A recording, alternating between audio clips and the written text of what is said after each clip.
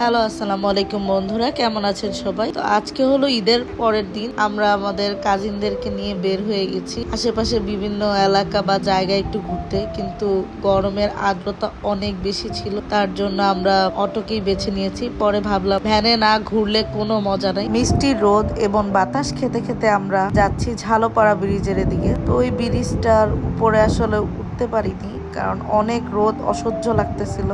তাই ছায়ার মধ্যে কিছুক্ষণ বসে আড্ডা দিয়ে তারপর আমরা আবার বাড়ির উদ্দেশ্যে চলে আসলাম। এখন যাচ্ছি হলো মামার বাড়ির দিকে, জামালপুর জেলার মাদারগঞ্জ উপজেলার কয়রাবাজার গ্রাম। যাওয়ার পথে আমরা ঠান্ডা ঠান্ডা আইসক্রিম খেতে খেতে যাচ্ছি। অটোতে আমরা আশপাশের প্রকৃতি উপভোগ করছি, যেদিকে চোখ যায় শুধুমাত্র পাট ক্ষেত দেখতে পাচ্ছি, তারপরে সবুজের সমারোহ, খেতে পট ক্ষেত, যতদূর চোখ যায় খালি শুধু সবুজ আর সবুজ।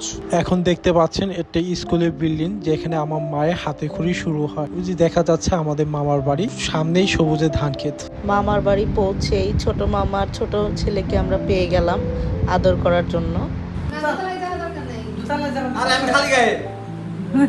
মাত্র যার বয়স শুনলেন সে হলো 3 নম্বর মামা, যার বাসায় আমাদের সকলের আজকে দাওয়াত। তো আমরা দাওয়াত খেতে চলে এসেছি। বাসাটা খুবই সুন্দরভাবে বানিয়েছে মামা। বাসার সামনে থেকে ভিউটা খুবই সুন্দর। তো আমরা কাজিনের রুমে বসে আড্ডা দিচ্ছিলাম, তারপরে আমাদের খাওয়ার জন্য আমাদেরকে ডাকছিল। তো আমরা যে খেতে বসে পড়লাম। মামি তার নিজের হাতের মজার মজার রান্না করে আমাদেরকে খাওয়ালো সবাইকে, আর মামা আমাদেরকে বেড়ে বেড়ে দিচ্ছিল।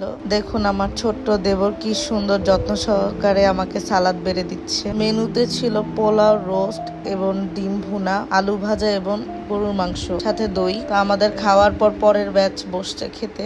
আরহাম ভাইয়ার কোলে।